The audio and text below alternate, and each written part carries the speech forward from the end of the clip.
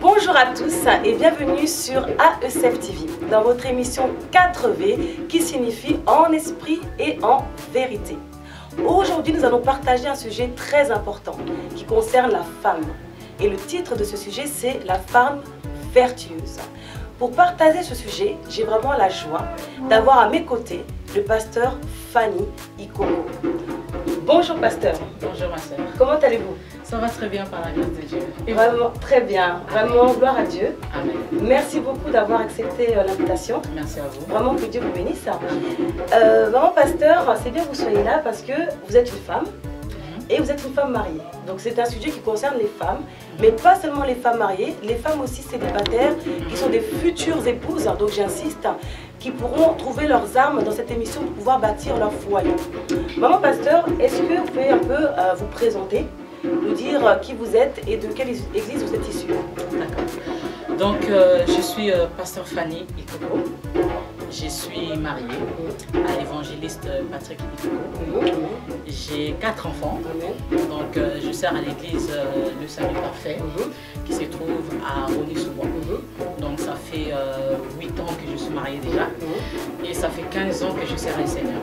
Donc le Seigneur m'a fait grâce. Je l'ai connu très jeune. Et depuis l'âge de 15 ans que je suis dedans, donc je baigne dedans. Mais je suis dans le ministère, ça fait déjà 1 an et demi. Donc je suis là et je continue auprès du Seigneur. En tout cas, le Seigneur fait grâce, le Seigneur nous aide. Donc nous travaillons pour lui, le Seigneur nous bénit, il nous fait du bien.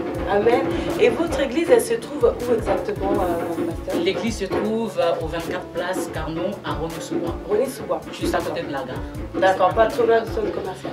Le centre commercial, non, c'est un peu plus loin parce que le centre commercial c'est à Rony-Bois-Perrier et l'église c'est juste après, c'est à Rony-sous-Bois. Rony-sous-Bois, vraiment. C'est vraiment Rony-sous-Bois, voilà, vers les RRE. C'est à 5 minutes de la gare. D'accord, donc pour les frères et sœurs qui habitent dans les alentours de Rony, qui cherchent l'église pour prier, ben, n'hésitez pas, on mettra les coordonnées de l'église à la fin de l'émission. Mon pasteur, on parle de la femme vertueuse. Donc qu'est-ce que la vertu? On va commencer par définir la vertu. J'ai vu une définition de la vertu dans le dictionnaire qui dit ceci. Donc la vertu, c'est une disposition spirituelle à agir avec persévérance en accord avec la loi divine, donc la parole de Dieu. Est-ce que vous pouvez un peu nous expliquer qu'est-ce que ça veut dire, la vertu? La vertu, donc comme vous l'avez dit, moi aussi j'ai trouvé une autre définition. La vertu, c'est une disposition constante de l'âme qui porte à faire du bien tout le temps. Donc une personne qui a de la vertu, c'est une personne bien sûr qui marche selon la parole de Dieu. C'est une personne qui fait la volonté de Dieu. C'est une personne qui fait du bien tout autour d'elle. D'accord. Donc, une personne qui est vertueuse, c'est une personne qui obéit à la parole du Seigneur. C'est une personne qui fait ce que Dieu lui dit de faire. C'est une personne qui est obéissante à la parole du Seigneur. Quand le Seigneur lui dit, tu dois aimer ton prochain comme toi-même, tu obéis à la parole du Seigneur. Tu dois aimer ton prochain comme toi-même. C'est ça la vertu. Amen. D'accord, merci mon pasteur. Amen. Et du coup, si je comprends, la femme vertueuse doit obéir à la parole de Dieu alors. Surtout ça. D'accord, ok. Ça. Donc on parle souvent de la femme sage qui bâtit sa maison. Je pense qu'on connaît un peu tous ce passage-là. On le retrouve aussi dans Proverbe 14, verset 1. La femme sage bâtit sa maison et l'insensé la renverse de ses propres mains. Donc, est-ce que, maman, vous pouvez un peu nous exhorter par rapport à ce verset biblique-là? Amen. Proverbe 14, le chapitre 14, verset 1. La Bible nous dit que la femme sage bâtit sa maison. Je vais d'abord commencer par ça. Une femme sage, qui est-elle réellement? Une femme sage, c'est une personne qui est prudente. C'est une personne qui est docile. C'est une personne qui est calme. C'est une personne qui est pudique. Une personne qui n'est pas turbulente. Une personne ou bien une femme qui n'est pas râleuse. Une femme sage, c'est une personne qui cherche à donner la paix là où elle se trouve. Amen. Une femme sage, c'est une personne qui protège sa maison. Parce que là, la Bible nous dit qu'une femme sage bâtit sa maison. C'est-à-dire, c'est une femme qui cherche à donner la paix dans son foyer, à donner la joie de vivre. Une femme sage sait donner sa maison par rapport aux personnes qui n'ont pas de demeure. C'est une personne qui donne un refuge. Amen. La maison de la sage doit être un refuge pour les autres, doit être une maison de paix. Quand on rentre dans une maison d'une femme sage, nous devons trouver la paix. Amen. Nous devons trouver la joie. Nous devons être en sécurité. C'est ça une femme sage. Et la Bible continue à dire que la folle la renverse de ses propres mains. C'est tout le contraire de la femme sage.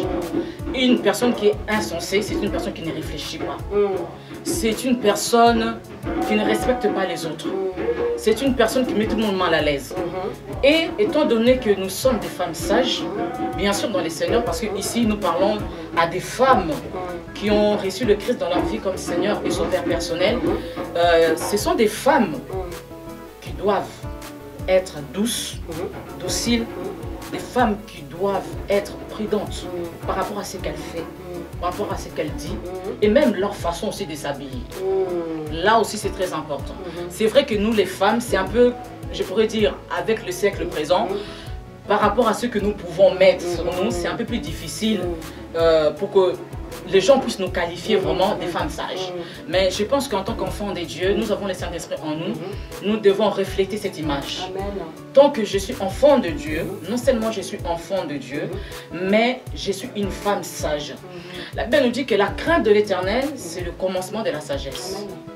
La sagesse, c'est Dieu. Pour avoir la sagesse, tu dois d'abord craindre Dieu. La sagesse vient après la crainte de l'Éternel. La Bible nous dit que le commencement, c'est Dieu. Dans le livre de Jean, chapitre 1, la Bible nous dit que au commencement était la parole. La parole était avec Dieu et la parole était Dieu. Pour nous dire que le commencement, c'est Dieu. Une personne qui a Dieu, c'est une personne obligatoirement qui a la crainte de l'Éternel. Et ensuite, c'est une personne qui a la sagesse. Parce que la sagesse, c'est Dieu. Le commencement, c'est Dieu. Une personne qui a Christ dans sa vie, obligatoirement cette personne doit avoir la crainte et ensuite la sagesse de l'Éternel. Dans la Bible, j'ai pris quelques exemples des femmes que moi j'estime vraiment elles étaient sages. Je pourrais parler de la femme de Moïse, Séphora. Cette femme, si nous voyons l'histoire, Moïse, Dieu avait dit que tout mâle qui sera né dans la patrie devait être circoncis. Par contre, Moïse a oublié de circoncire son fils. Et la Bible nous dit que dans les déserts, Moïse a été frappé par Dieu. Parce que tout simplement, il n'avait pas obéi à la parole, à la loi, qu'il fallait circoncire tous les mâles. Moïse est tombé malade, il avait la fièvre. Séphora, qui n'était même pas, moi je pourrais dire, elle était païenne, mais qui connaissait déjà les lois de l'Éternel. Parce que c'était Moïse qui lui avait dit, nous dans notre famille, voilà ce que Dieu nous a dit de faire pour tous les mâles. Amen. Et ensuite, nous voyons que Séphora, comme elle était une femme sage, elle craignait déjà le Dieu que son mari servait, les dieux que son mari connaissait. Elle a pris l'enfant dans le désert toute seule. Elle l'a circoncis. Et on a vu que son mari était sauvé. Ça, c'est une femme sage. Une femme sage sait protéger son mari. Une femme sage voit déjà le mal de loin. Amen. Donc, nous voyons déjà l'image de la sagesse dans Séphora. Ensuite, nous avons Abigail, cette femme, qui a aussi sauvé aussi son mari par rapport aux griffes du roi David, parce que le roi David voulait absolument tuer son mari parce qu'il lui avait manqué du respect. Nous avons vu Abigail qui est allée au devant du roi avec tous les présents qu'il fallait pour lui donner, afin d'épargner son mari. Ça, c'est une femme sage. C'est vrai, nos maris peuvent faire des choses qui ne rendent pas gloire au Seigneur. Mais nous, les femmes qui connaissons Dieu, qui craignons l'Éternel, qui ont la sagesse, nous pouvons voir loin, nous pouvons faire quelque chose pour que le mal ou ce que le Seigneur pouvait faire dans la vie de nos maris, que le Seigneur puisse les épargner. Ça, ce sont des femmes sages. Je pense que des femmes sages ne voient pas le mal partout. Une femme sage, c'est une femme de foi. Une femme sage, c'est une femme de distinction. Une femme de foi, c'est une femme de prière. Amen. Une femme de prière, une femme de distinction, une femme qui a la foi. Ça, c'est une femme vraiment qui craint l'Éternel et c'est une femme qui a la sagesse de Dieu. Parce que la sagesse du monde, on ne peut pas le comparer avec la sagesse que Dieu donne. C'est pas possible. Nous pouvons partir à l'école, nous recevons la connaissance que nos professeurs nous donnent. Mais ce n'est pas les diplômes qui font que, comme j'ai étudié, j'ai les masters, bac plus 5, que obligatoirement je suis sage. Non, c'est pas la même chose. La sagesse, c'est Dieu qui le donne. Donc je pense que par rapport à ces passages, les seigneurs nous disent à nous les femmes, femme, tu dois être sage, non seulement sage, mais tu dois être une femme de foi, une femme de prière, une femme de distinction, une femme qui persévère, des femmes qui ne voient pas les mal partout, ou une femme qui ne se dit pas, Seigneur, là je suis limité. Même si tu es limité, mais sache que là où l'homme est limité, c'est là où le Seigneur commence. Amen. Parce que j'ai vu toutes les questions que les femmes m'ont posées. J'ai dit merci Seigneur. Parce que comme c'est lui qui est le commencement, il est aussi la fin. Il est l'alpha et il est oméga. Nous les hommes, nous sommes limités, mais Dieu, il est illimité. Donc, je pense que là où nous sommes limités, nous devons recommander notre sort à l'Éternel. Une femme sage, c'est une femme aussi qui sait recommander son sort aussi à l'Éternel. Là où elle est limitée, elle peut se dire, comme je connais les seigneurs, je le crains. Alors Seigneur, je te confie tout ça, prends ça en charge. Et je sais que le Seigneur, il ne manquera pas de nous faire du bien et de répondre à nos requêtes et à nos prières. Amen. Donc c'est vraiment ça. Amen. Merci beaucoup. Je pense qu'aujourd'hui, toutes les femmes sont vraiment touchées par ce message. Nous apprenons vraiment qu'est-ce que la femme sage. C'est un message très, très, très, très important. Non, pasteur, tu sais, quand on entend parler de la femme, on a un peu l'impression que tout repose sur nous. Je ne sais pas. Qu'est-ce que vous pouvez répondre à cette question? C'est vrai, moi je dis toujours que c'est pourquoi le Seigneur dit qu'une femme sage bâtit sa maison. Il n'a pas dit un homme sage bâtit sa maison.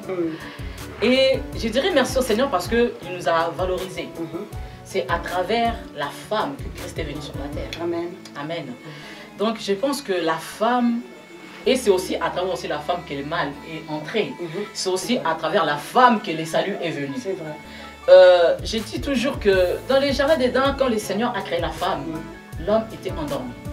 Le Seigneur a déposé dans la femme les choses que les hommes n'ont pas et que les hommes ne connaissent pas. Je vais prendre juste un exemple typique. Une femme peut faire plusieurs choses à la fois. Elle peut faire à manger, s'occuper des enfants, parler au téléphone. Alors qu'un homme, c'est pas possible. Un homme ne peut pas faire plusieurs choses à la fois, c'est impossible. Alors que nous, les femmes, nous le pouvons. Donc pour dire que c'est vrai que l'homme, certainement, le Seigneur l'a établi en tant que chef de la maison. Comme je dis toujours, l'homme, pour moi, je le prends un peu comme le président, la femme, premier ministre. Donc, si nous voyons dans le gouvernement, c'est vrai, il y a le président et le premier ministre. Mais c'est vraiment le premier ministre qui travaille aussi beaucoup. Le premier ministre, dès qu'il y a quelque chose, c'est le premier ministre qui va là-bas. Et après, il donne le compte rendu au président. Les décisions finales viennent de lui. Donc, à la maison aussi, c'est un peu comme ça. Il est le chef de la maison. Les comptes rendus, nous devons le donner à lui. Parce qu'il est le chef. C'est un peu notre grand frère, parce que le Seigneur a d'abord créé l'homme, nous les petites sœurs, nous sommes venus après. Donc, je pense que tout se repose sur nous, les femmes.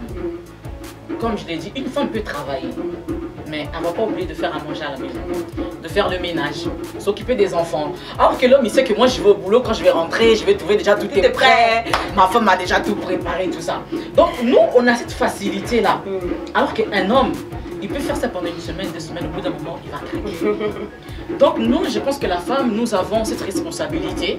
C'est vrai, c'est dur, mais je pense que ce n'est pas impossible parce que c'est le Seigneur qui met les potentiels en nous. Je pense que si nous, en tant qu'enfants de Dieu, en tant que femmes sages, si nous confions entre les mains des Seigneurs, même si nous avons plusieurs choses à gérer, je dirais aussi que nous pouvons avoir les enfants, mais n'oublions pas que nos maris aussi sont nos premiers enfants. Donc d'un côté, nous sommes aussi les mamans. Donc il va falloir aussi les supporter. Non seulement supporter les enfants, mais supporter aussi le mari. Entre-temps, il y a la maison, il y a le ministère, il y a l'église, il y a aussi le travail. Mais comment on fait pour s'en sortir? C'est ça. Là, je pourrais dire, je ne sais pas comment on fait, mais ce que je sais, c'est que le Seigneur a déposé quelque chose en nous, les femmes. Que voilà, on peut y arriver. Sephora, comment elle a fait? Elle peut dire que je me retrouve toute seule dans le désert, il n'y a pas de couteau, il n'y a rien. Et la Bible nous dit qu'elle a circoncis l'enfant avec une pierre. Imaginez ça avec une pierre, dans le désert, l'enfant qui crie, l'enfant qui pleure, l'enfant qui tourne, parce que ça fait mal. Il n'y a pas d'anesthésie, il n'y a rien. Comment elle a pu trouver cette force? Ça c'est Dieu qui fait toutes ces choses-là. Ça c'est la grâce de Dieu. Je pense que nous les femmes, nous avons quelque chose que le Seigneur a déposé en nous, que les hommes n'ont pas. Que les hommes aussi ont quelque chose que le Seigneur a mis en eux, que nous aussi les femmes n'ont pas. Mais si le Seigneur nous a donné ce travail-là, de bâtir la maison, je pense que parce que nous sommes capables. Amen. C'est ça. Amen. Merci beaucoup.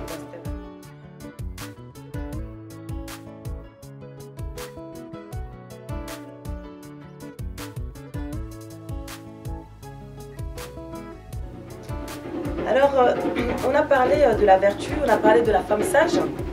Là, je voulais parler un peu des souffrances que certaines femmes peuvent vivre. C'est vrai qu'on constate trois facteurs qui viennent souvent détruire des foyers, des couples. Il y a l'alcoolisme, il y a la violence conjugale et il y a aussi l'infidélité. Donc, maman pasteur, moi, je voulais savoir, est-ce que toutes ces choses-là, ce sont des démons? Est-ce qu'on peut lutter contre ça? Qu'est-ce que ces femmes peuvent faire vraiment, est-ce qu'on peut parler à ces femmes qui souffrent vraiment 24 heures sur 24? Amen. Qui vivent vraiment ces choses-là et qui ne savent pas quoi faire? C'est vrai que, bon, Dieu merci, en France ou en Europe, il y a des services sociaux, etc. mais par rapport au Seigneur, comment on peut gérer ça, maman pasteur? D'accord, les trois facteurs. L'alcoolisme, violence conjugale et l'infidélité. Première chose, je voudrais dire, quand tu as rencontré ton mari, tu l'as trouvé dans quel état? Déjà. Parce qu'il faut partir aussi de là. Certainement, il y a d'autres personnes, voilà, ils sont rencontrés dans le monde, ils ne priaient pas. Ils se sont acceptés comme ça.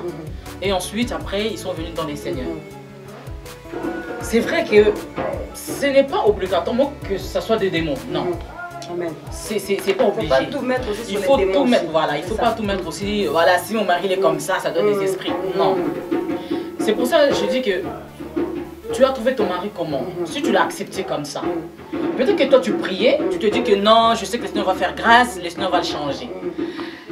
Ou bien, comme il m'aime, je sais que par la suite il va changer. C'est Dieu qui peut changer un homme. Amen. Même si cet homme t'aime à 1000%, tu ne peux pas le changer. C'est Dieu qui est capable de changer un homme. Amen. Donc, par rapport à ça, je voudrais dire à ces femmes qui se posent des questions comment faire. Regardez bien la caméra là. Amen. Amen. Là, donc, vous parlez aux femmes. Je voudrais dire, premièrement, comment as-tu rencontré ton mari? Dans quel état tu l'as trouvé? Premièrement. Parce qu'il y a d'autres personnes qui vont dire, tu m'as trouvé comme ça, pourquoi veux-tu que maintenant je change? Quand tu m'as trouvé comme ça, accepte-moi tel que je suis. C'est vrai, il y a aussi d'autres personnes, ils n'étaient pas comme ça, après les mariages aussi, ils montrent maintenant leur vraie face. Voilà, que ça c'est moi. Je voudrais dire à toutes ces personnes, déjà je voudrais parler aux hommes. On sait déjà que l'infidélité c'est pas bon, la violence conjugale c'est pas bon, l'alcool ça détruit le corps. Premièrement parlant, tu te détruis déjà toi-même. Parce que l'alcool, ça emmène beaucoup de maladies. Les violences conjugales, comment peux-tu maltraiter ta propre chair? Parce que l'homme et la femme, quand ils sont déjà mariés, ils sont un. Donc, quand tu fais souffrir ta propre femme, tu te fais souffrir aussi toi-même. Et troisièmement, l'infidélité. L'infidélité, c'est un péché qui détruit l'âme, le corps et l'esprit. Donc aujourd'hui, si tu es infidèle à ta femme, mon frère, je ne sais pas, au moins que tu sois un animal, excusez-moi du mot, parce que moi je vois très mal, tu viens de tromper ta femme, tu rentres à la maison, tu l'appelles chérie. Tu lui dis chérie je t'aime. Et tu continues à faire avec cette personne, tu la regardes, tu sais que bien que je la trompe, mais tu la regardes. Je sais pas. On ne peut pas tromper la conscience d'une personne. Même ta propre conscience, tu ne peux pas la tromper. C'est pas possible. Tu sais consciemment que ce que je fais, ce n'est pas bon. Peut-être que ta femme n'est pas au courant, mais toi, tu le sais. Peut-être que d'autres personnes qui sont autour de toi, ils ne sont pas au courant, mais je vais te dire quelque chose. Le Seigneur qui est dans les cieux, il voit. La Bible nous dit que même dans le noir, tout au fond d'une pierre noire, une fourmi noire, le Seigneur voit. Donc, je pense que toi qui es plus grand qu'une fourmi, le Seigneur te voit. En tant qu'enfant des dieux, quand tu fais ça, premièrement, si Jésus-Christ revient aujourd'hui, obligatoirement tu vas rester. Obligatoirement, le Seigneur ne va pas trouver sa demeure en toi, il ne va rien trouver, rien de lui en toi. Parce que la Bible nous dit que le prince de ce monde vient et il n'y a rien de moi en lui. Si toi tu vis déjà dans les péchés, quand Jésus reviendra, il ne va rien trouver de lui en toi. Donc obligatoirement mon frère, tu vas rester. Deuxièmement, comment peux-tu faire une chose en étant marié? En sachant que non, quand je me suis marié, je ne sais pas, même, peut-être que vous êtes marié, on vous a béni peut-être à l'église catholique, même à la mairie, parce que je sais que même quand on va à la mairie, on nous dit que voilà, que vous devez être fidèle. Vous devez supporter votre femme. Elle ne doit pas manquer à manger ou des habits. Donc, tu dois subvenir à ses besoins. Vous devez tout faire pour que votre femme soit heureuse. Mais maintenant, peut-être tu te dis, non, que je ne prie pas. Ok, mais si tu es marié, même pour la dot, quand on fait la dot chez nous, on nous dit, voilà, là maintenant, tu as pris la fille d'autrui. Elle ne doit pas pleurer, elle doit manger, elle doit manquer de rien. Tu ne dois pas la faire souffrir, parce que c'est la femme d'autrui. C'est l'enfant d'autrui, toi tu l'as pris. Donc, quand moi je viendrai chez ma fille, je vais la trouver heureuse. Mais maintenant toi, peut-être que tu peux dire, on ne nous a pas béni à l'église, on n'est pas parti à la mairie. Mais si tu l'as doté, je pense que ça tous les parents le font. Tous les parents donnent des conseils à leurs enfants. Quand ils ont déjà accepté le mariage, à la fin ils donnent ces conseils-là. C'est vrai, nous péchons d'une manière ou d'une autre. Peut-être que tu as des... Personne ne sait pas ce que Dieu a joint. Donc, je ne peux pas te dire non, il faut quitter ton mari parce que tu souffres. Non. Moi, je te dirais reste. Persévère dans la prière. Prie. C'est vrai, tu demanderas pardon au Seigneur parce que tu t'es dit que non, je croyais que j'allais le changer. Ou si après ton mari, après le mariage, il y a ces habitudes-là qui sont venues, recommande ton sort à l'Éternel. Je pense que le Seigneur ne te manquera pas de te bénir, il va te faire du bien. Mais ce n'est pas obligatoirement que ce sont des démons. C'est vrai, il y a aussi les liens de famille. Il y a aussi des liens de coutume. Parce que pour d'autres personnes, c'est pour ça aussi, les sœurs, avant de vous marier, regardez aussi la famille. C'est aussi très important. Regardez aussi la famille, parce que quand vous allez vous marier, ça va être aussi ta famille. Cette famille est comment? Parce que c'est vrai, il y a aussi des liens d'infidélité. Nous allons voir que tous les hommes de cette famille, voilà, ils sont violents. Ils sont infidèles, ils ne respectent pas leurs femmes, c'est vrai. Si ce sont des liens de famille, si ce frère prie, si ce frère vraiment a reçu Christ dans sa vie comme Seigneur et Sauveur, je dirais qu'il doit passer par des délivrances. Parce que les liens de famille, obligatoirement, font passer par une prière intense. Donc, une prière d'autorité par la délivrance. Mais ce n'est pas obligatoirement. Quand on dit que tout excès nuit, c'est vrai. Quand tu veux trop vivre, tu veux tout découvrir dans la vie, ça donne ça aussi. Donc, la femme doit supporter son mari, la femme doit prier, la femme doit persévérer, recommander son sort à l'Éternel. Et aussi, non seulement prier, c'est bien, il faut prier, mais il faut aussi dialoguer. Beaucoup dialoguer aussi entre vous deux, c'est très important, c'est très très important. L'amour, oui, est là. D'accord, le Seigneur est là, il nous soutient. Mais les dialogues, c'est aussi très important. Donc ça, même si ton mari, tu sais qu'il te trompe, même si ton mari, tu sais qu'il est violent envers toi, tu sais qu'il boit beaucoup, mais il ne faut jamais l'abandonner parce que Dieu t'a créé son aide. Tu es l'aide de ton mari. Donc tu dois l'aider pour qu'il puisse avoir l'harmonie dans la maison, la joie, la paix. Donc je pense que la femme a un travail à faire. C'est vrai, c'est pas facile. Hein. C'est pas facile, c'est un travail, mais il faut continuer, il ne faut pas baisser les bras.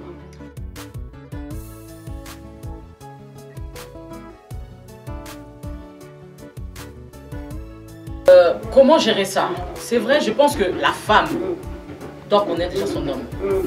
Il sait que là, tel que je le vois là, c'est clair qu'il va s'énerver et ça va partir. Il va commencer à m'établir. Donc, premièrement, déjà, connaître avec la personne avec qui tu vis. Premièrement.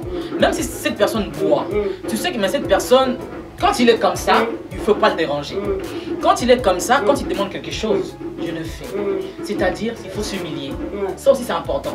C'est vrai qu'en parlant comme ça, on peut se dire, oui, c'est trop facile. Ouais, c'est facile de... Oui, c'est facile de parler. C'est vrai qu'à un moment, tu peux dire, vas-y, là je craque, j'en peux plus. Je veux lui balancer juste une phrase et puis ça va me faire du bien. Mais en faisant ça, ça va pas arranger les choses. C'est vrai, on peut s'évader, aller dans la famille. Je dirais une chose, c'est vrai, la famille aussi c'est important, mais il y a certaines choses dans votre couple que ça doit rester aussi entre vous dans le couple. Même si ça ne va pas, c'est vrai, il y a certaines choses, c'est clair, il ne faut pas cacher. Mais que pour la violence, hein. Là, Voilà, je parle que de la violence. Voilà, là pour la violence, oui, tu peux partir quelques jours dans la famille. Tu n'es pas obligé de mettre aussi la famille au courant que je viens pour tel sujet, parce que c'est ci, parce que c'est là. Je viens vous voir parce que voilà, j'ai besoin de respirer. Bah, à qui on peut se confier alors? À qui on peut se confier? C'est pour ça que dans la vie aussi c'est important d'avoir une personne avec qui on peut se confier libre. Enlever vraiment le manteau, jeter par terre, une personne vers qui on peut pleurer, on peut tout dire, c'est important. C'est clair, on ne peut pas se confier aussi à tout le monde et à n'importe qui. Moi, je dirais pour moi, en tant qu'enfant de Dieu, en tant que serviteur de Dieu, nos pasteurs sont là pour ça. Premièrement, nos pasteurs sont là. Parce que le pasteur, quand même, on a signé un contrat avec le Seigneur, voilà. Ce qui est entre moi et mes enfants, ça reste entre nous. La troisième personne, c'est Dieu. Je sais que ça ne sortira pas dehors. Deuxième personne, je ne sais pas, une amie, votre témoin, les parents sont là. C'est à ces personnes-là qu'il faut se confier. Comme je sais que je peux dire ça à mon ami ou à mes parents, je sais que ça ne sortira pas dehors. C'est vrai, il ne faut pas se confier aussi à tout le monde. C'est clair, tu dois voir, si je me confie à cette personne pourra au moins me soulager, pourra me répondre par rapport à ma situation. C'est vrai que, en tout cas, je dirais à toutes ces femmes, continuez à prier, mais aussi avoir la sagesse de gérer aussi la chose. Avoir la sagesse, connaître la personne. Quand je sais qu'il est comme ça, je ne dois pas faire ça. Quand il est comme ça, je ne dois pas dire ça. Ça, c'est très important. Pour chercher vraiment la paix dans la maison, surtout quand il y a les enfants. Au moins, pas seulement pour tous les deux, mais pour les enfants, chercher la paix. C'est important. Amen. Merci beaucoup.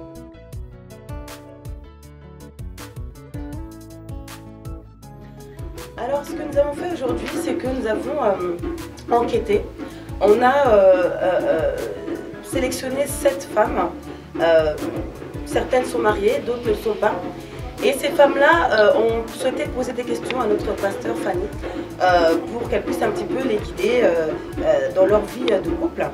Donc la première question est posée par la sœur Hermine. Donc on a eu quand même la réponse en partie tout à l'heure. Elle souhaitait savoir comment agir face à l'infidélité et comment agir dans les conflits avec son conjoint. D'accord.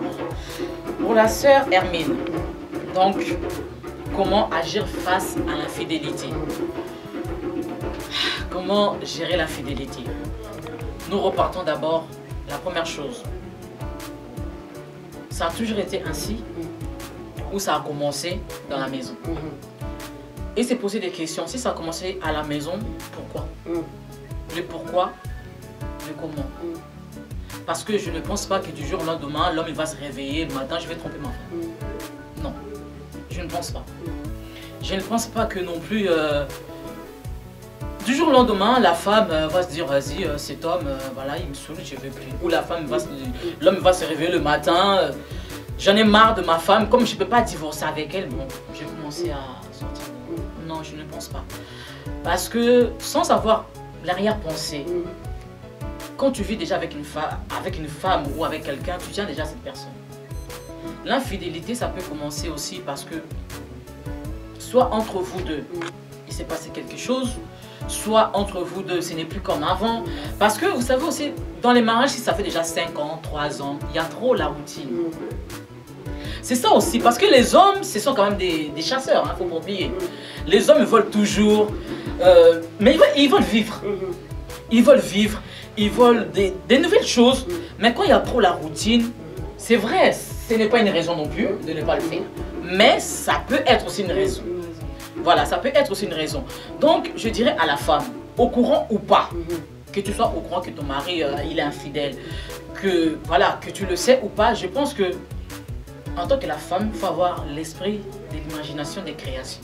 C'est-à-dire, même si ça fait 10 ans qu'on est mariés, je dois toujours inventer des nouvelles choses. Amen. Pas par peur que ton mari puisse partir dehors. Oui, ça peut être aussi une raison. Mais pour dire que non, parce que vous savez, quand on est encore, je dirais, entre copains, copines, entre fiancés, nous faisons beaucoup de choses ensemble. Nous allons au cinéma, je sais pas moi, au restaurant. C'est vrai qu'avec les temps, avec les enfants, c'est vrai, il y a plusieurs choses, ça ne sera pas la même chose. Mais essaie quand même de temps en temps de renouveler ça, c'est très important. C'est vrai, ce n'est pas une raison aussi pour que l'homme puisse sortir dehors. Non, ça peut être aussi par rapport à la maladie, que la femme, voilà, elle a une maladie, elle ne peut plus subvenir aux besoins de l'homme. C'est aussi à l'homme aussi de se dire, voilà, je dois supporter cela parce que voilà, j'ai juré, même devant le maire, j'ai juré devant Dieu, devant les hommes, devant ma famille, que je serai fidèle à cette femme. Quoi qu'il arrive, je serai fidèle à cette femme. Donc, je dirais aux femmes, au courant ou pas, par rapport à leurs hommes qui sont infidèles, oui, c'est vrai, le dialogue, c'est important. Donc, est-ce que tu vas en parler alors? C'est-à-dire que, admettons, j'invente un contexte classique. Je tombe sur le téléphone portable de mon mari, je vois un texto mystique, on va dire. Comment je fais? D'accord. Est-ce que je me tais, je garde, ou est-ce que j'en parle? Comment je gère? D'accord. Moi, je dirais un moment, quelque chose. C'est vrai, quand je me suis mariée avec mon mari, j'étais une personne, dès que je voyais quelque chose, tout de suite après, je le balançais. Voilà, il y a ça, ça, ça, ça. Et je voyais qu'en fait, ça donnait des résultats négatifs. Parce que tout simplement, je ne me contrôlais pas. Et ensuite, j'ai dit, Seigneur, mais qu'est-ce que j'ai fait? J'ai l'impression que tout ce que j'ai dit, voilà, il les prend mal, mais tout ce qui se passe. J'ai dit, bon Seigneur, maintenant, je vais parler au moment opportun. C'est-à-dire au moment qu'il faut que je parle, je parlerai. C'est vrai, tu peux voir dans le téléphone de ton mari, comme vous l'avez dit, un message mystique. Ce n'est pas que ton mari franchit la porte tout de suite, après tu l'attaques. Voilà, ça c'est quoi? Qu'est-ce que j'ai vu? C'est qui? Non, parce que déjà, les hommes, ils n'aiment pas ça. Encore nous, les femmes. Les hommes, ils n'aiment pas déjà ça, que tu lèves déjà les tons. Un homme, je ne sais pas. Je sais qu'un homme n'aime pas déjà que tu lèves le ton. Parce que déjà, c'est ton chef. C'est ton maître. C'est ton mari. C'est lui qui t'a doté. C'est pas le contraire. Donc déjà, tu lui donnes du respect. Déjà, je pense que si tu commences déjà à dire ça, soit il va être honnête avec toi, il va te balancer tout de suite. Voilà, c'est comme ça. Soit il va se retenir, il va dire non, mais t'inquiète pas, c'est vrai, je vais t'expliquer. Donc je dirais, c'est vrai, ça fait mal, tu as vu le message, mais chaque chose a son temps. Je sais, mon beau-père m'a toujours dit, nous les hommes, il y a toujours un moment où il faut nous avoir. Il m'a dit, ma fille, au milieu de la nuit, je sais que mon fils il lève à 5 h du matin pour aller au travail. Toi, réveille-le à 4 h du matin. Je dis, chérie, réveille-toi. À 4 h du matin, parce que tu sais qu'il reste quand même 1 heure, il va se préparer pour aller au travail. À 4 h du matin, tu le réveilles. Voilà, chérie, j'ai vu ça, ça, ça, ça. Je n'ai pas compris. Est-ce que tu peux m'expliquer? S'il dit, pourquoi tu as touché ton téléphone? Je dis, mais chérie, ton téléphone, c'est aussi mon téléphone. C'est tout à fait normal, parce que nous sommes un. Il n'y a plus de secret. Quand on est marié, il n'y a plus de secret. Ce qui est à toi est à moi. Ça, c'est la Bible qui le dit. La femme appartient à l'homme, l'homme appartient à la femme. Donc ton téléphone, c'est le mien. J'ai le droit de le toucher, je dois de vérifier même les messages, même les appels. Moi, je dis que la jalousie, c'est un peu normal dans le couple. Je suis désolée, une femme qui n'est pas jalouse de son mari, je ne sais pas, parce que la jalousie marche aussi avec l'amour. Tu aimes cette personne, ben, tu tiens à cette personne, tu es un peu jaloux. C'est vrai, il y a un frère qui a chanté « Dieu est jaloux de nous ». La première fois quand j'ai entendu ça, je me suis dit « Mais qu'est-ce qu'il raconte? Dieu est jaloux de nous ». Et ensuite, j'ai vu que Paul dit « Je suis jaloux de vous parce que je vous ai marié à un époux qu'on ne peut avoir ». Dieu est jaloux de nous parce que nous sommes ses créatures. C'est un peu normal. Oui, peut-être par la jalousie, tu peux vérifier le téléphone de ton mari, voilà, tu tombes sur ça. Mais il faut prendre le temps de parler, de poser la question à ton mari, voilà chérie, c'est que j'ai vu. Est-ce que tu peux m'expliquer? Si maintenant lui, je dirais aussi au frère, voilà, si c'est vraiment ça, exactement ça, c'est que la femme a pu comprendre. Je pense qu'il faut être honnête. Il faut être honnête avec la personne, de ne pas cacher. Je pense que si tu connais bien ta femme, c'est clair, elle va s'énerver, elle va bouder, elle va pleurer, voilà. Mais ça va passer. Mais c'est mieux d'être honnête à la personne, à ta femme, pour lui dire, voilà chérie, c'est vrai, il y a ça, ça, ça, ça, ça, j'ai fait ça, mais excuse-moi. En faisant ça, il ne faut plus recommencer. Parce que la Bible nous dit, Jésus, il y a eu une femme adultère. Tout le monde voulait la lapider. Le Seigneur a posé la question, celui qui n'a jamais péché, jette la première pierre. Personne ne l'a fait. Mais Jésus a dit à la femme, va, mais ne pêche plus. Je te pardonne, mais ne recommence plus. Le pardon aussi dans le couple, c'est important.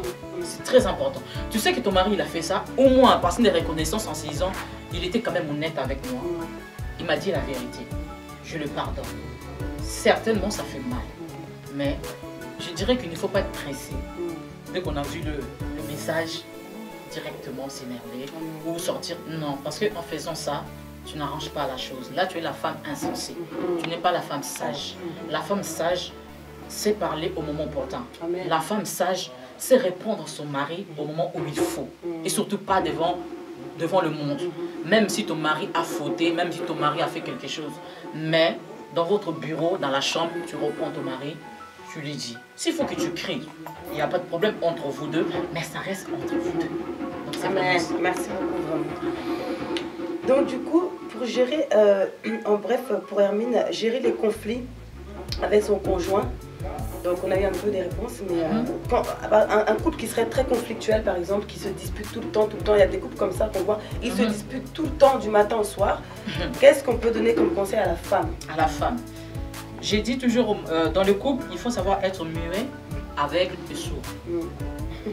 Donc, dans le mariage, tu dois devenir aveugle, sourd et muet. Parce que quand le mari crie, toi tu cries. Ça va pas arranger quelque chose. Laisse-le parler. La femme, laisse-le crier, il n'y a pas de problème. Regarde-le. Les silences, c'est une arme très importante. La Bible nous dit, ce n'est pas que les seigneurs ne parlent pas. Les silences de Dieu, ça peut être aussi une réponse. Donc ton silence envers ton homme peut aussi être une réponse pour lui. Il va se dire, mais je lui parle mal, je lui ai tout dit, je l'ai insulté. Mais elle n'a pas répondu. C'est pas parce qu'elle est bête, ce n'est pas parce qu'elle n'a pas entendu. Si, elle a entendu, mais elle est sage. Elle n'a pas répondu. Mais, après avoir que ton mari il a crié tout ça, tu ne dis rien. Tu le laisses. Le temps va passer. Parle-lui comme s'il ne s'est rien passé. Ne reste pas dans ton coin en train de bouder parce que ton mari t'a dit ça. Non. Fais comme s'il n'y a rien. Tout va très bien. Cherche le moment opportun pour lui dire, chérie, franchement, ce que tu m'as dit, ça m'a fait mal. Pourquoi tu as fait ça? Pourquoi tu as crié? Et là aussi j'ai dit qu'un homme, c'est pas un animal. Il a quand même une conscience. Et lui-même, il va se dire. Même si, parce que les hommes aussi, ils ont quand même du mal à reconnaître qu'ils ont tort. Ça, c'est leur façon à eux. Peut-être qu'il ne va pas te dire, oui, excuse-moi. Surtout les mots pardon aussi, ils ont du mal. C'est quand même une femme, je ne vais pas me rabaisser. Mais ils ont toujours leur façon à eux de s'excuser. Peut-être qu'il ne va pas le dire. Ou peut-être qu'il va juste faire le ménage. Il va balayer, il va être tout gentil. Il va sortir une conversation. C'est sa façon à lui, voilà, de te dire que voilà, que je suis désolée. C'est ça aussi. Donc, je pense que pour gérer vraiment ça, c'est les silences. Amen. Les silences, pendant que lui là-bas écrit, toi tu intercèdes. Amen. Toi tu pries ton cœur. Amen. Saint-Esprit de Dieu, ferme ma bouche. Saint-Esprit de Dieu, aide-moi de ne pas parler. Saint-Esprit de Dieu, je sais que quand je vais lui parler, tu vas d'abord baiser son cœur. Et tout ce que je veux lui dire, il va écouter. Amen. C'est très important. Les silences, c'est important. Gloire à Dieu. Merci Amen. beaucoup, pasteur. Donc, nous avons une deuxième question donc, de notre sœur Lika. Donc Lika nous dit, moi je me demande toujours jusqu'à quelle limite la femme peut-elle supporter la souffrance infligée par son mari après avoir fait tous les efforts nécessaires pour son foyer. À quel moment peut-elle prendre la décision de divorcer? À quel moment ce serait acceptable par Dieu? C'est ça. D'accord. Je dirais, il n'y a pas de limite. Il n'y a pas de limite parce que la Bible nous dit que l'amour supporte tout. Comme tu as aimé cet homme avec ses défauts et ses qualités, il n'y a pas de limite. Tu dois le supporter. Là, tu dois vraiment supporter ton homme. Même s'il est comment. Tu l'as aimé comme ça, supporte-le. L'amour supporte tout. L'amour ne craint pas. L'amour aime seulement. L'amour aime. L'amour aime. L'amour voit très loin. Même si je sais que, oui, c'est vrai, je souffre. Il me fait mal, il me fait du mal, il me fait ceci, cela, mais il n'y a pas de limite pour ça. Donc, je crois qu'il ne faut pas baisser les bras, même jamais baisser les bras. Parce qu'aujourd'hui, je te dis que non, j'en peux plus, je le laisse. Mais si tu le laisses, mais qui va le relever? Si tu le laisses, qui va l'aider? Peut-être que tu veux dire que non, que je vais divorcer, je m'en vais. Tu penses qu'il sera heureux après?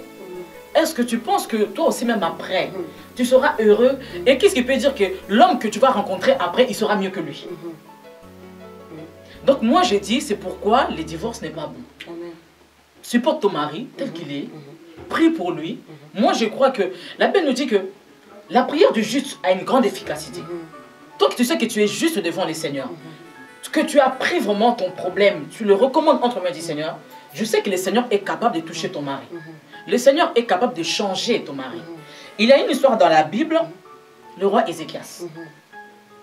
C'était un roi qui craignait les seigneurs, qui servait les seigneurs. Mais il y a eu un moment, le Seigneur a envoyé son serviteur, le prophète Isaïe, le prophète majeur de la Bible, pour lui dire que voilà, tu dois préparer ta maison parce que bientôt tu vas mourir.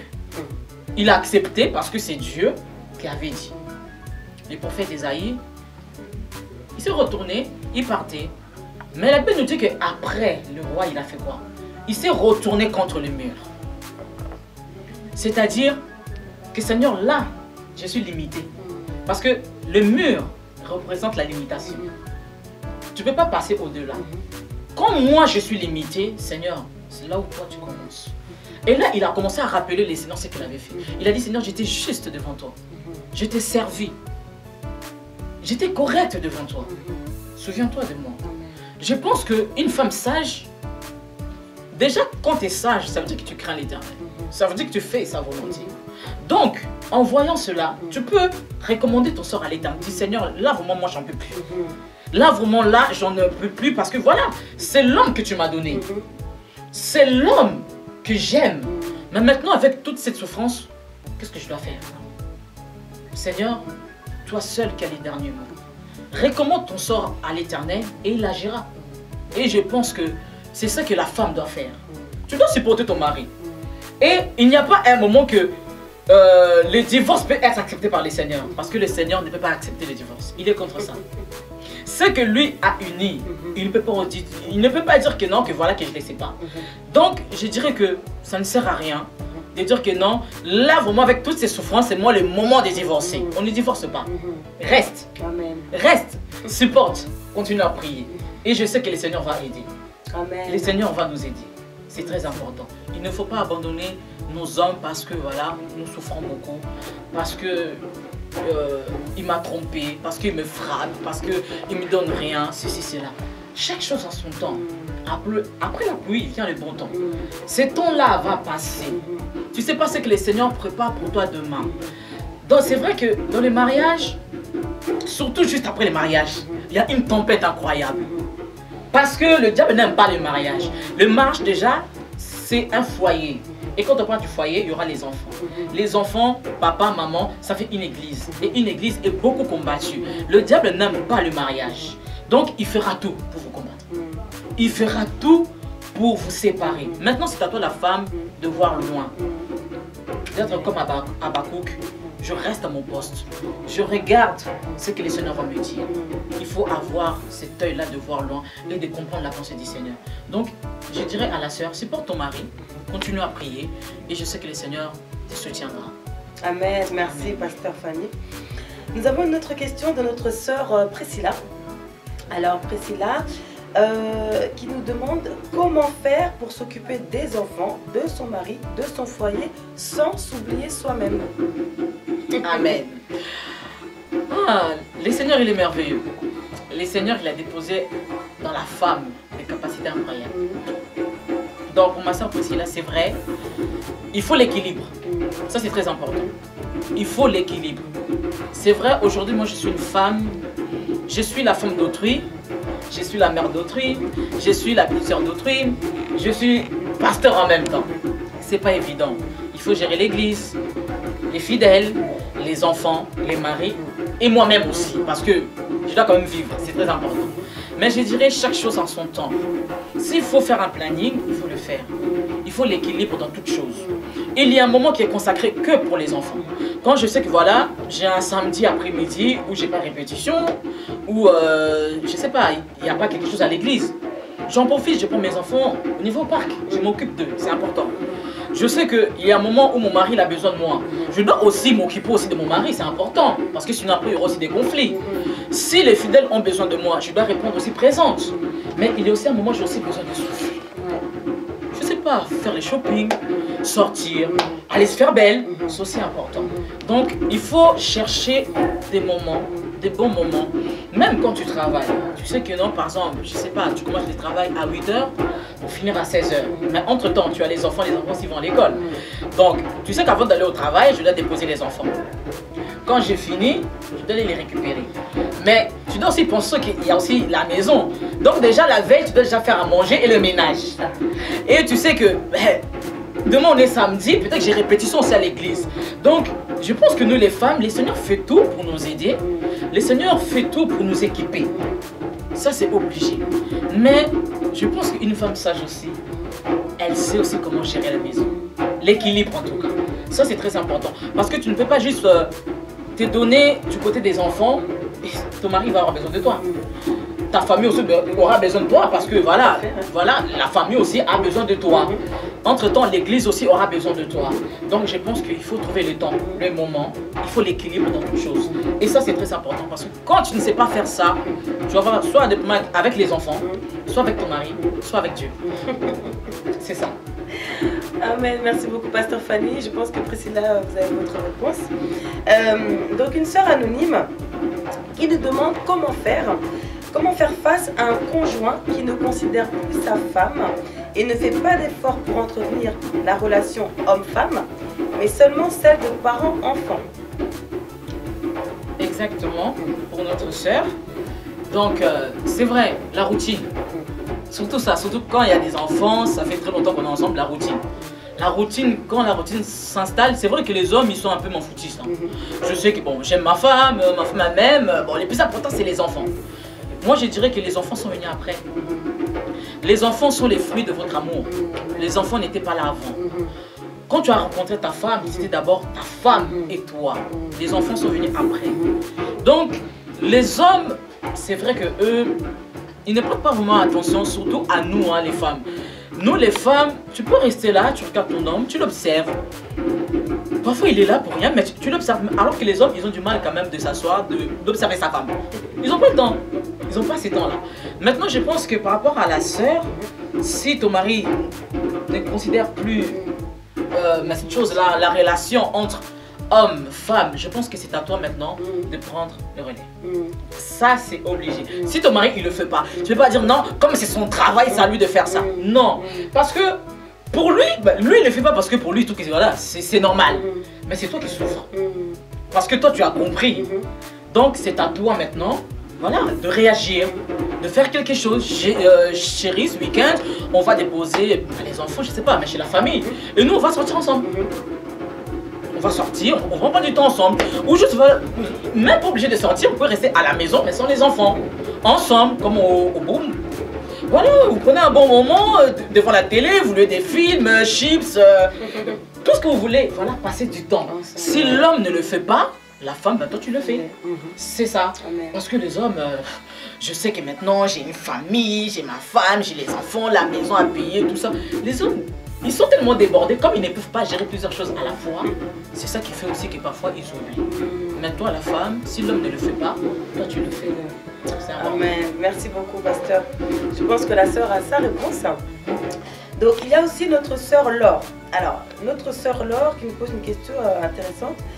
Quand une femme vient de se marier avec son homme, à quel moment elle peut lui dire qui va gérer, par exemple, le loyer, les courses, etc. etc. Et comment le rôle du petit ami doit évoluer dans le couple. Et bon, on va aller étape par étape, essayer de répondre déjà à ces questions-là. D'accord. Qui va gérer quoi après le mariage? C'est pourquoi je recommence encore le dialogue, c'est très important. Déjà, je pense que ça se fait déjà avant le mariage. Parce que oui, avant de se marier, vous n'allez pas vous réveiller dès le matin, du jour au lendemain, voilà, demain on va se marier. Non, c'est un projet.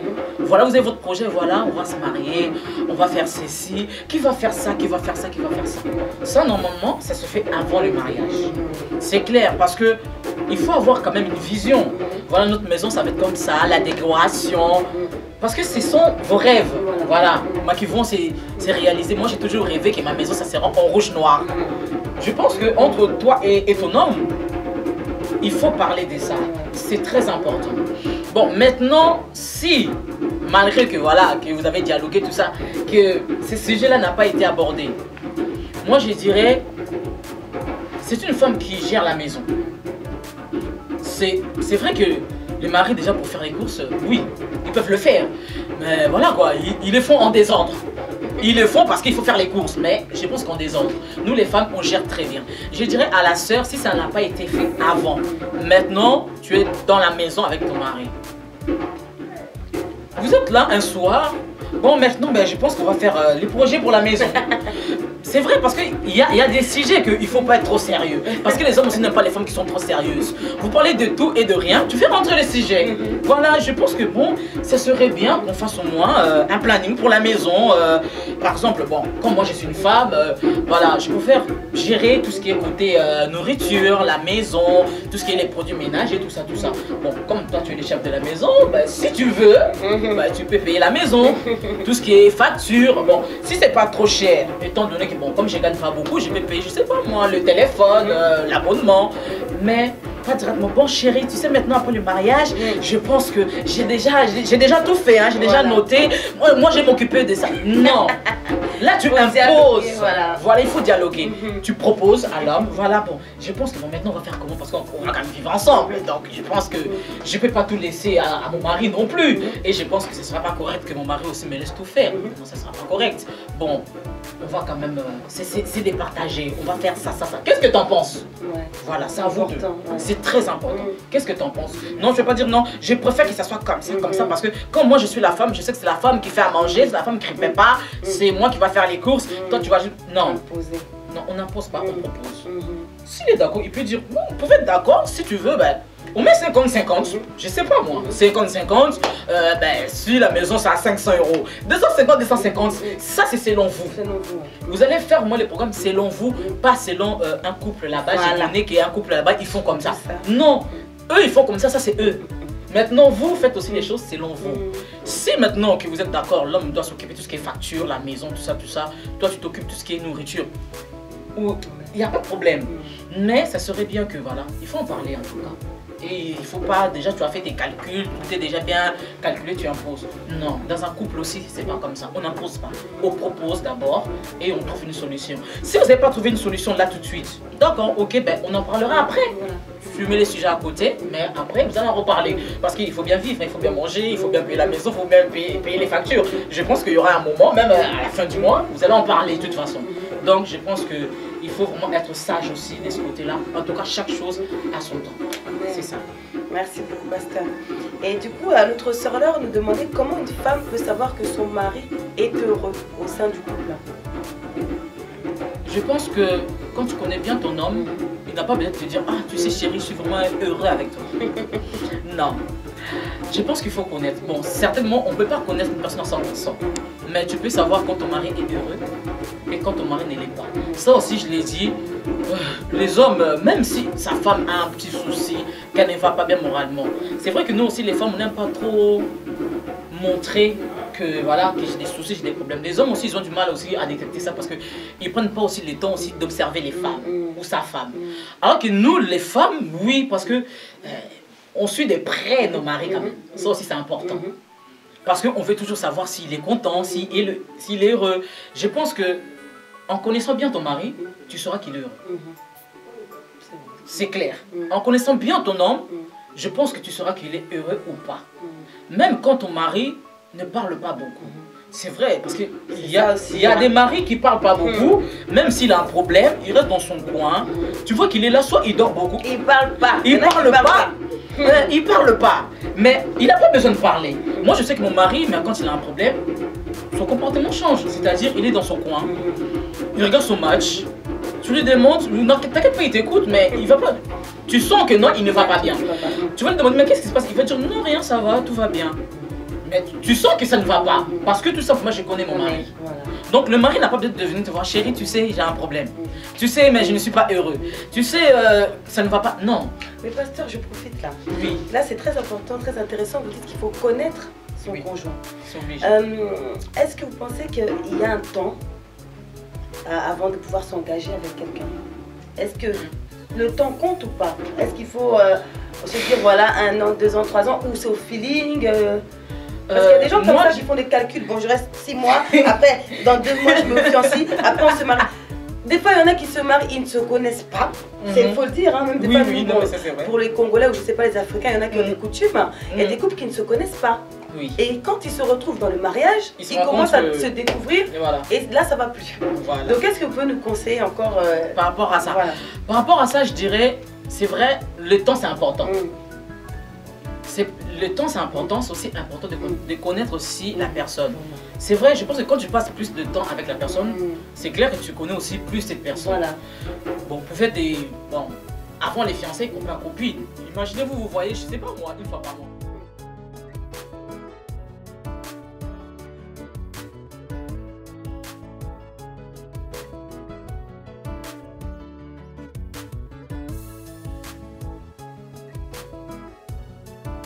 Voilà, le message tout est réservé pour les mariés.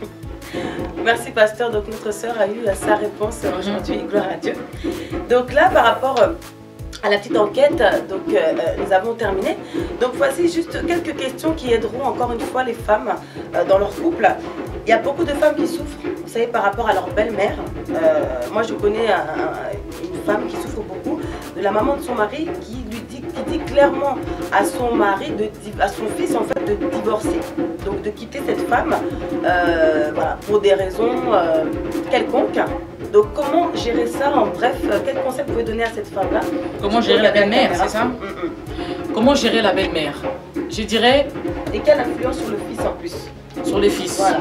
D'accord, déjà, on va partir aussi de ça.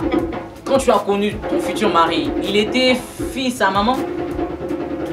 Et je dirais aux frères que la Bible nous dit que l'homme quittera son père et sa mère et s'attachera à sa femme. Donc, une fois que tu es marié, tu dois te détacher de ton père et de ta mère. Parce que ta femme, c'est elle qui est là pour toi. Il y a des choses que ta femme fait pour toi que ta mère ne peut pas faire. Il y a des choses que la femme fait pour toi que la maman ne peut pas faire. Donc, si toi, tu continues encore à écouter encore ta mère, je suis désolé mon frère, c'est que tu n'as pas encore grandi. Tu n'étais pas prêt à te marier tout simplement. C'est ça. Mais après je dirais à la sœur comment gérer la belle-mère. La belle-mère c'est comme ta mère. Donc je pense que si ta mère était comme ça, vis-à-vis de toi qui est sa fille, tu allais la supporter parce que c'est ta mère. Mais comme c'est la belle-mère, c'est indirectement aussi ta mère. Donc tu fais partie aussi de sa famille. Donc tu dois la supporter, mais tu dois juste, voilà, la connaître comme elle est.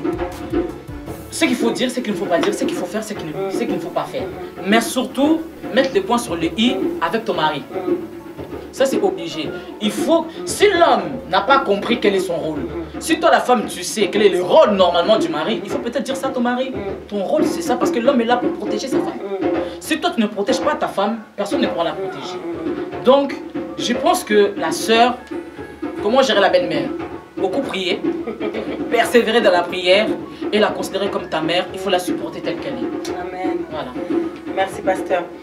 Vous savez, il existe aussi la jalousie dans le couple, dans le mariage. Entre un homme et une femme, il peut y avoir aussi la jalousie. Si par exemple la femme gagne plus d'argent que son mari peut être aussi jalouse d'elle. Hein. Ça se vit aussi. Et comment une femme doit gérer cela, pasteur? Comment la femme doit gérer cette jalousie si elle gagne? Si elle sent ça chez son mari. Si elle sent ça. Je pense que c'est vrai que l'homme, il va plus se sentir en sécurité. Peut-être qu'on se dit, comme ma femme gagne beaucoup, peut-être c'est vrai aussi par rapport à nous aussi les femmes, une fois que tu sais que tu gagnes beaucoup par rapport à ton mari, il y a un peu les ailes. Hein. Tu deviens orgueilleuse. Hein. Comme c'est moi qui sors un peu beaucoup d'argent par rapport à mon mari, donc c'est moi qui dois gérer. Non. Ma soeur, même si tu gagnes 30 000 € par rapport à ton mari, tu es la femme. Tu es la femme, donc tu es en bas. Reste à ta place. L'homme reste à sa place, la femme aussi reste à sa place. Ce n'est pas dit parce que tu gagnes plus que ton mari que tu dois devenir orgueilleuse, que tu dois changer de comportement. C'est ça aussi. C'est pourquoi peut-être que l'homme il se sent en danger parce que tu gagnes beaucoup. Je pense que la femme qui gagne beaucoup par rapport à son mari doit mettre en confiance son mari. Pour lui dire que non, même si je gagne plus que toi, il n'y a pas de souci. Parce que moi je me rappelle avant le mariage, j'ai gagné plus que mon mari. Mais c'est pas pour autant que j'ai pu changer de comportement. Non, j'ai gagné quoi, 400 € de plus que lui. Mais je sais que c'est lui qui est l'homme, c'est lui qui est mon mari. Je reste à ma place, lui aussi il reste à sa place. Et peut-être que même si toi tu n'as pas changé de comportement vis-à-vis de lui, peut-être que lui il va se sentir en insécurité, se dire non, peut-être qu'elle va changer plus tard. C'est à toi de mettre en confiance ton mari en lui disant, ne t'inquiète pas, s'il faut que... De toute façon moi j'ai dit, dans le mariage normalement, même vos comptes doivent être en commun. À la fin du mois, l'homme dépose son argent, toi tu déposes, vous mettez ça ensemble. C'est ça aussi. Si tu fais ça à ton mari, voilà mon argent est passé, tu peux prendre la carte bleue, ben voilà, on fait les calculs ensemble. Peut-être que l'homme va se sentir aussi en sécurité, il va se dire bon, même si elle gagne plus que moi, mais ça change pas grand chose. Donc cette jalousie, je pense que nous la femme, l'excès des ailes, il ne faut pas que nous puissions oublier notre place de femme. Même si je gagne plus que mon mari, et alors, c'est nous qui avons l'argent. Je sais que c'est mon homme. C'est mon homme, je reste à ma place en tant que femme, je dois respecter mon mari. Je dois rester à la place de la femme, même si je gagne plus que lui. Même si mon mari ne travaille pas, c'est moi qui travaille. Je sais que c'est lui qui est mon chef, c'est lui qui est mon maître. C'est comme ça. Amen, gloire à Dieu, merci. Mon pasteur, comment une femme doit gérer un mari qui passe son temps toujours dehors avec ses amis? Il n'est jamais à la maison. Elle sait qu'il ne la trompe pas, mais il est dehors avec ses amis tout le temps. Comment parler à son mari? Comment gérer ça? D'accord. Déjà, avant le mariage, une personne qui est prête à se marier, le mariage, c'est quoi? C'est mourir en soi pour renaître dans l'autre.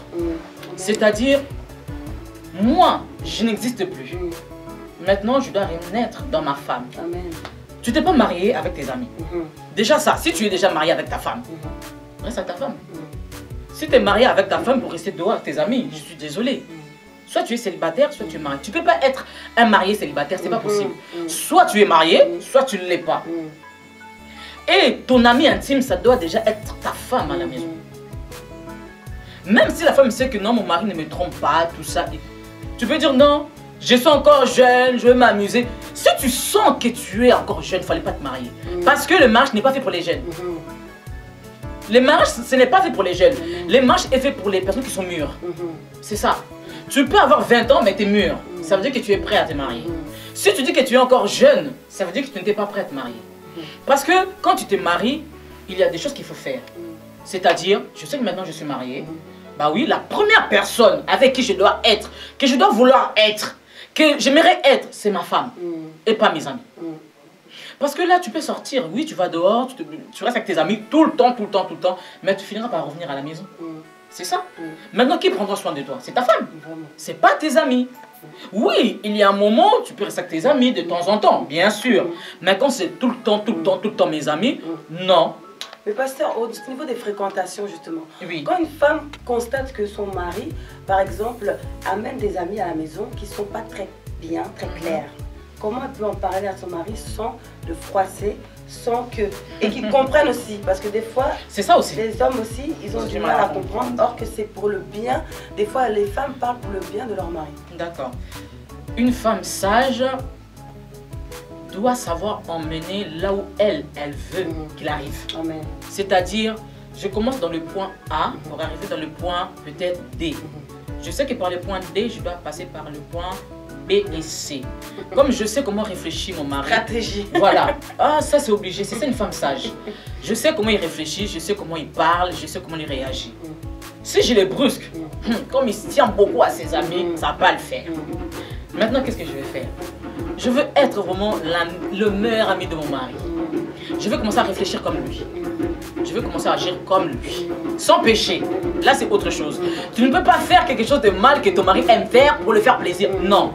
Je dis seulement que tu dois commencer à réfléchir comme lui pour savoir qu'est-ce qu'il veut. Si maintenant, tu as le droit de dire à ton mari que ces fréquentations, je ne veux plus. Tu as le droit de dire à ton mari, tes amis là, tel ami, je ne veux plus.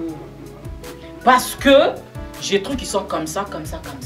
C'est vrai qu'il faut savoir aussi quand tu se maries, il y a un proverbe qui dit chez nous les Africains, une personne qui se marie reste qu'avec le marié. Parce que là, vraiment les vieux, ils ont raison d'avoir dit ça. Parce qu'une personne qui est mariée dois rester avec les mariés parce qu'eux, ils ont déjà l'expérience, ils savent. Alors si tu restes avec un célibataire, par exemple, je sais pas, tu sors avec ton ami qui est célibataire, il va te dire oui, ben viens on sort, oui, tu sors avec ton ami. Mais lui comme il est célibataire, il va vouloir rentrer, je sais pas, 3h, 4h du matin. Mais toi tu es marié, tu peux pas rentrer chez toi à 3h, 4h du matin. C'est pas possible, tu as découché. Ah oui, et ta femme, s'il y a un problème derrière, qui va s'occuper d'elle? Ah non, il y a des fréquentations après le mariage. Même si vous avez tout vécu ensemble, même si vous avez galéré ensemble, même si, imaginez quoi, que vous avez tout fait ensemble, il y a des amis où il y a un moment quand tu es marié, tu te mets à la place d'un marié. Ça c'est certain. Tu dois t'écarter d'eux. Ce n'est pas parce que tu les calcules plus, parce qu'ils sont mauvais ou quoi que ce soit. Non, mais il y a un moment, tu dois te comporter parce que mon meilleur ami, je suis désolé, c'est mon mari. Ah oui, la première personne, quand j'ai un problème, c'est d'abord mon mari, c'est pas mes amis. Quand j'ai un problème, c'est d'abord mon mari. Quand je n'ai pas d'argent, quand j'ai un souci, c'est d'abord mon mari. Ce n'est pas mes amis. Les amis viennent après. Même s'ils sont gentils, oui, les amis aussi peuvent nous apporter quelque chose. Mais par rapport aussi à des amis, à des fréquentations, il y a des personnes après les mariages qu'il ne faut pas fréquenter. Imagine que, voilà, quand tu étais célibataire, tu étais avec tes amis. Ta femme, elle était tellement jolie, belle.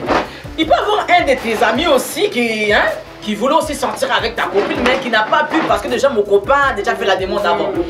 Bon, il va rester avec toi comme il sait que par respect, c'est mon mari, tout ça. Mais quand il vient chez toi, qu'est-ce qu'il pense dans sa tête? Il dit, ah, j'aurais trop voulu être à sa place. Cette femme, j'aurais voulu vraiment la voir, mais lui, il est passé avant moi. Il a des amis qu'il faut laisser après le mariage. Tout ami n'est pas ami à garder jusqu'à la fin. Il y a des amis saisonniers. Il y a des amis saisonniers. Pendant un moment, vous faites la route ensemble, mais il y a un moment, voilà, vous vous séparez. Il y a aussi des amis de la destinée aussi. Il y a vraiment des amis vraiment jusqu'à ce que Jésus revienne. Oui. Et un ami doit t'apporter quelque chose de bon. S'il n'y a pas un ami qui te porte que délirer, entre-temps tu es marié, lui il n'est pas marié, délirer, sortir, ceci, cela. Je suis désolé, moi en tant que femme, embargo, carton rouge, tu ne le verras pas. Ça c'est clair. Donc je pense que de ce côté-là, les femmes, non seulement être dures avec leur homme, mais les faire comprendre aussi que non. Moi, ces fréquentations, ça ne me va pas. Amen. En tant que marié, tu dois te comporter en tant que marié. Tu ne peux pas être marié, célibataire, ça n'existe pas. C'est écrit nulle part. Je ne parle pas même de la Bible. Hein. La constitution, ce n'est pas écrit même à la mairie. Il n'y a pas de mariés célibataires, ça n'existe pas. Donc un marié doit se comporter comme un marié. Franchement, pasteur, c'est la vérité. Vraiment, c'est la vérité. Amen. Moi-même, j'ai déjà intercédé un jour du Seigneur. Cette personne qui vient chez moi, si elle n'est pas bien, qu'elle ne vient plus, pasteur, cette personne n'a plus jamais. Elle a disparu. Ça marche. Parce que elle a disparu. Cette prière, ça marche. Dieu est bon. Il faut faire. Il est vivant, il existe. Je vous dis, les femmes, la prière là, comme elle a dit la maman. Prière, elle marche. Prière là, non. Ça marche. Moi, j'ai fait la même chose. Ça a marché. Ça a vraiment marché. Non, pasteur, on est tellement à l'aise, mais le temps aussi avance. On arrive jusqu'à la fin. J'ajoute même. Vraiment, j'ai une question, vraiment, une dernière question qui est très très importante. Vous savez, il y a des familles recomposées, très court, très court, parce qu'on fait signe que c'est la fin. Très court. Et une femme qui épouse un mari qui a un enfant, mais qui n'aime pas cet enfant-là. En 30 secondes, qu'est-ce que tu peux me dire? Je dirais, quand tu as rencontré cet homme, il était correct avec toi, il a présenté son enfant à toi. Comme tu l'as accepté, accepte aussi son enfant. Tu n'as pas le choix. Amen, gloire à Dieu. Donc vraiment, mon pasteur, que Dieu vous bénisse. C'était tellement intéressant, on a même prolongé. Vraiment, je bénis l'Éternel. Je vous remercie, vous tous qui nous avez suivis. Nous nous retrouvons toujours sur AECF TV, YouTube. Si vous voulez adresser vos mails, n'hésitez pas, tout est en bas de l'écran. À très bientôt et que Dieu vous bénisse.